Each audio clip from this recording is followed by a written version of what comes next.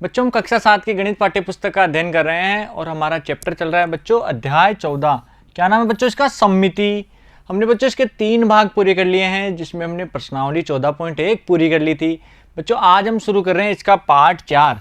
आज हम पढ़ेंगे घूर्णन सममिति के बारे में कि बच्चों आकृतियों में घूर्णन सममिति किस प्रकार से होती है। तो सबसे पहले देखो घूर्णन सममिति, इसके बारे में विस्तार से पढ़ो। देखो बच्चों क्या होती है घूर्णन सममिति, कि जब कोई वस्तु घूर्णन करती है तो उसके आकार और माप में कोई परिवर्तन नहीं होता है। तो बच्चों अगर किसी भी वस्तु को अगर घूर्णन करवाएं, मतलब ऐसे घुमाएं, तो क्या उसके आकार और माप में परिवर्तन हो रहा है? उसके आकार और माप में कभी भी परिवर्तन नहीं होता है। तो बच्चों घूर्णन उन वस्तु को एक निश्चित बिंदु के चारों तरफ घुमाता है। घूर्णन क्या करता है? उस वस्तु को एक निश्चित बिंदु के चारों ओर घुमाता है और ये निश्चित बिंदु घूर्णन का केंद्र कहलाता है। तो हम किसी भी वस्तु को घुमाते हैं तो उसका एक निश्चित केंद्र होता है। तो बच्चों घूर्णन के दौरान घूमे गए कोण को घूर्णन कोण कहते हैं।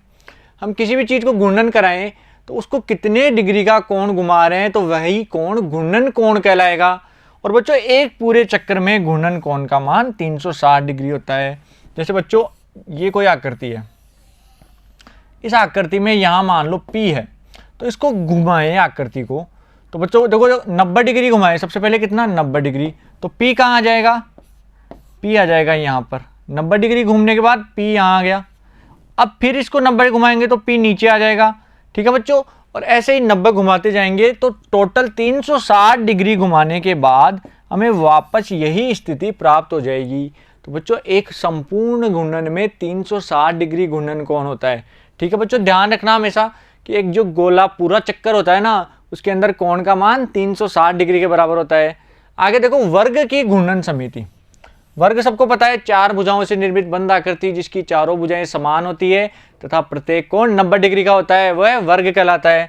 तो बच्चों एक वर्ग के केंद्र को x से अंकित किया, तो हमने एक वर्ग लिया, उसके केंद्र को x मान लिया।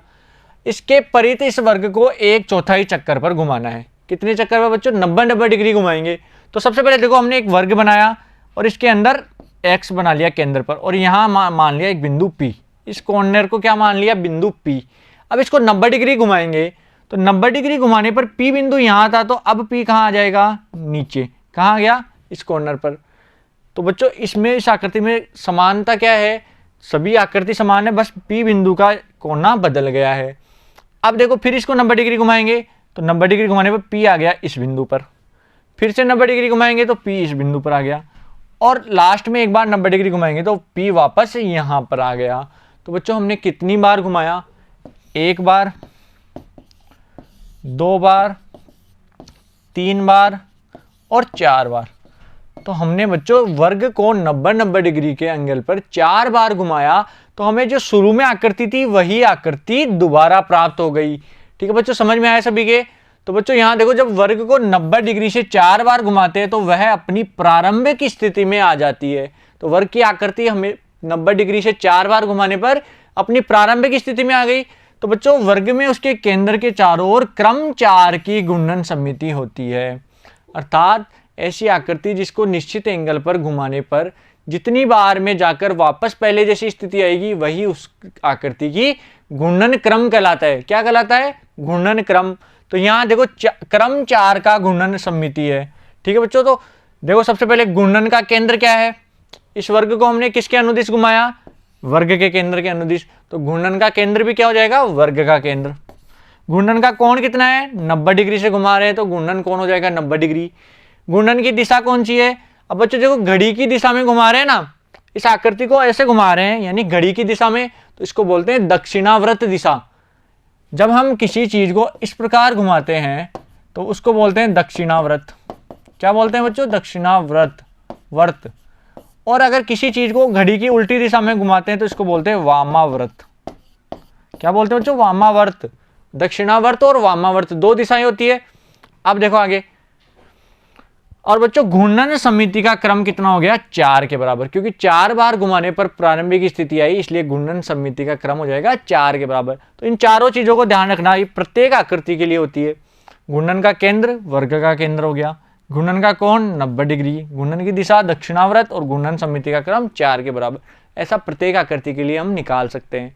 अब देखो बच्चों आगे, समबाहु त्रिभुज में घूर्णन समिति। वर्ग में तो हमने निकाल ली, अब निकालेंगे समबाहु त्रिभुज के अंदर घूर्णन समिति। तो बच्चों समबाहु त्रिभुज में ध्यान से देखो, सबसे पहले ये आकृति एक दी हुई है, इसमें ऊपर वाले बिंदु को क्या ले लिया नाम आर बिंदु, ठीक है बच्चों।